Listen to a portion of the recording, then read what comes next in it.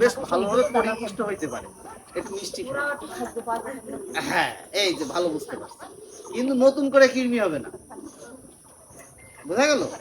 তাহলে আমাদের কি করতে হবে, পয় পরিষ্কার থাকতে হবে কৃমি থেকে নিয়ন্ত্রণ। আর কৃমি থেকে নিয়ন্ত্রণ না হলে কৃমিতে সবচেয়ে বড় যে সমস্যাটা সেটা হলো শরীরে রক্ত খেয়ে ফেলে, কথা বুঝছেন? তো বাচ্চাদের তো ধরেন এই যে প্রথম 3 বছর এদের গ্রোয়িং এ মানে বৃদ্ধির সব থেকে বড় সময় হলো এই প্রথম 3 বছর। এই প্রথম 3 বছরে ওরা যদি প্রচুর পরিমাণে ওই যে কৃমি আক্রান্ত হওয়ার কারণে বারবার যদি ওদের রক্ত কৃমি যদি খেয়ে নেয় তাহলে রক্ত স্বল্পতা হবে, এই রক্ত স্বল্পতার কারণে তাদের বৃদ্ধিটা ক্ষতিগ্রস্ত হবে। এই জন্য আমাদেরকে সবসময় পয় পরিষ্কার থাকতে হবে, পারলে প্রত্যেক দিনই বাথরুম হারপিক দিয়ে পরিষ্কার করার চেষ্টা করতে হবে। এবং বাথরুম যদি প্রত্যেকদিন হারপিক দিয়ে নাও পরিষ্কার করতে হবে, অন্তত বাথরুমের সপ্তাহে 2 থেকে 3 দিন করার চেষ্টা করবেন। এবং বাথরুমে আলাদা স্যান্ডেল ব্যবহার করবেন, ওই স্যান্ডেলটা কখনো বাইরে নিয়ে আসবেন না। এবং বাচ্চাদেরকে অভ্যাস করতে হবে বারবার হাত ধুয়ে খাওয়ার।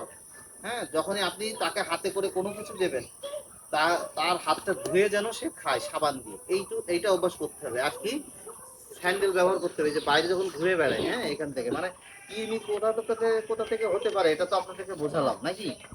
এই জিনিসগুলো আপনাকে বন্ধ করতে হবে। আর বাড়ির সবাই একসঙ্গে মিলে কৃমি ওষুধ খেলে সব থেকে ভালো হয়। হ্যাঁ, 1 বছরের নিচের বাচ্চা কৃমি ওষুধ খেতে পারে না, 1 বছরের উপরে সকল বাচ্চা কৃমি ওষুধ খেতে পারে।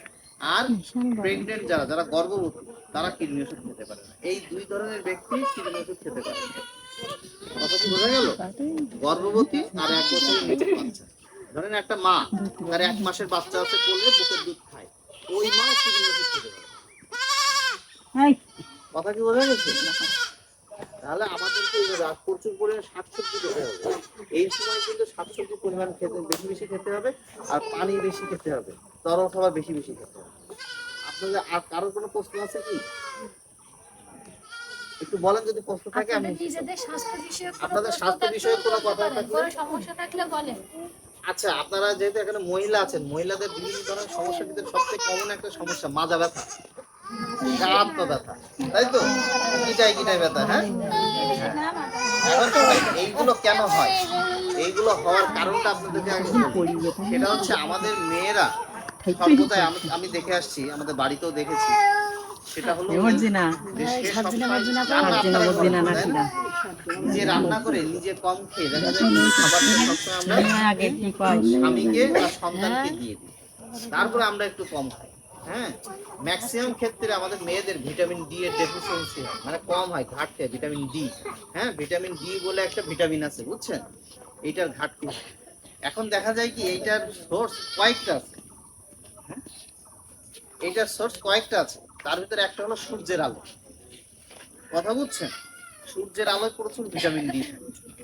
আর আরো কিছু ভিতরে আছে, তার ভিতরে সামুদ্রিক মাছ আছে, ডিম আছে। দেখেন ডিমও আপনারা সারাদিন, বললাম না যে বাড়ির হয়তো পুরুষ লোক বা বাচ্চারা ডিম প্রত্যেকদিন খাচ্ছে, আর আপনারা মাসে একটা খান। কথা বুঝতে পারছেন? আবার মাছ দেখা যায় কি, সামুদ্রিক মাছ আমাদের এই ঝাউডাঙ্গা বেল্টে সামুদ্রিক মাছ খুব কম খাওয়া পড়ে। এখানে সাধারণত রুই, কাতলা, ট্যাংরা, পার্শে এগুলোই চলে বেশি। হ্যাঁ, আর তেলাপিয়া। কথা বুঝতে পারছেন? তো যার কারণে ওখান থেকে ভিটামিন ডি এর ঘাটতি কম হয়, এখানে ঘাটতি হয়ে যায়। এই কারণে আমাদের মেয়েদের আরেকটা জিনিস দেখেন, পুরুষরা অত কিন্তু মাজা ব্যথা বা গা ব্যথার কথা কিন্তু পুরুষ লোক অত বেশি বলে না, তাই না? কি কারণে? কারণটা দেখেন, আপনাদের স্বামী বা আপনাদের বাড়ির লোকজন দেখা যাচ্ছে কি এই রোদ্রের ভিতরে কাজ করতেছে খালি গায়ে, তাই না?